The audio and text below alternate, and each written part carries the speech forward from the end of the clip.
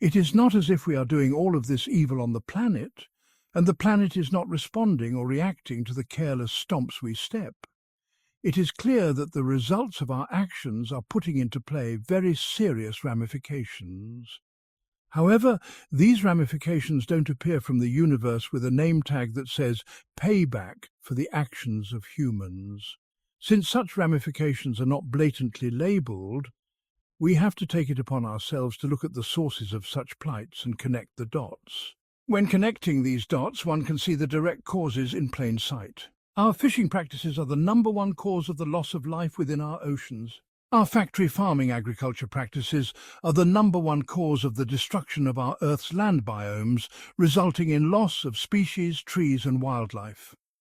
Our factory farming practices are also some of the leading causes of harmful greenhouse gases like carbon and methane.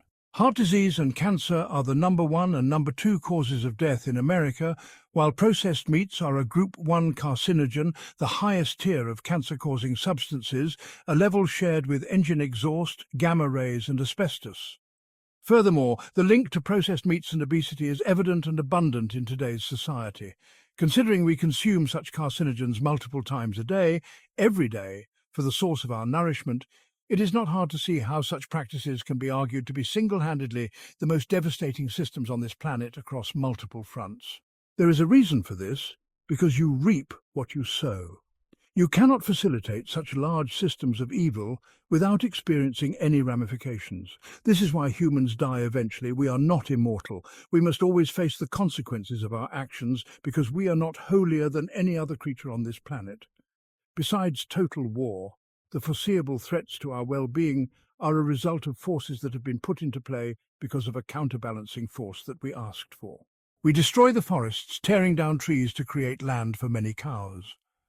The cows output greenhouse gases, gases which trees help to combat. This means we are trading trees, air cleaners, for cows, air polluters, which is clearly a detrimental trade outside of human-centric business values. This trade results in the physical landscape of the area changing in exchange for monetary gain elsewhere.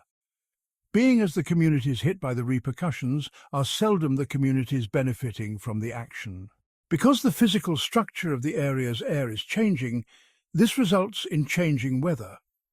On a greater scale, this puts larger weather changes into motion, which then hit humans with the likes of hurricanes and heat waves, which then negatively affect many communities far away from the original source of the change.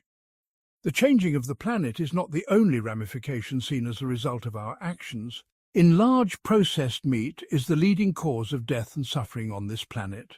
When I say this, I'm referring to universal loss of life, not merely accounting for human deaths, though the link to human death is palpable. The system behind processed meat facilitates is responsible for the most widespread and consistent systematic killing of lives ever seen on this planet. Today's factory farming system kills 319 animals a second. Nothing that this planet has ever seen can come close to comparing to this amount of sustained, consistent killing. So what does the product of such a system lead to? Processed meats are directly linked to the top causes of death in America: heart disease, diabetes, and cancer. Again, processed meats are a Group A carcinogen that most people consume every single day. Is it any coincidence that such diseases and cancers, which are caused by processed meats, are the leading killers in America? If every human smoked cigarettes for breakfast, lunch, and dinner, would anybody be surprised if lung cancer was the leading killer of humans? Is it any coincidence that the system which demands the most killing of beings on this planet leads to the most death of beings on this planet? To give you an idea of the type of destruction we're causing on this planet, since 1970, 60% of the world's vertebrate animals have been wiped out. Wildlife populations in Central and South America have declined by 89%.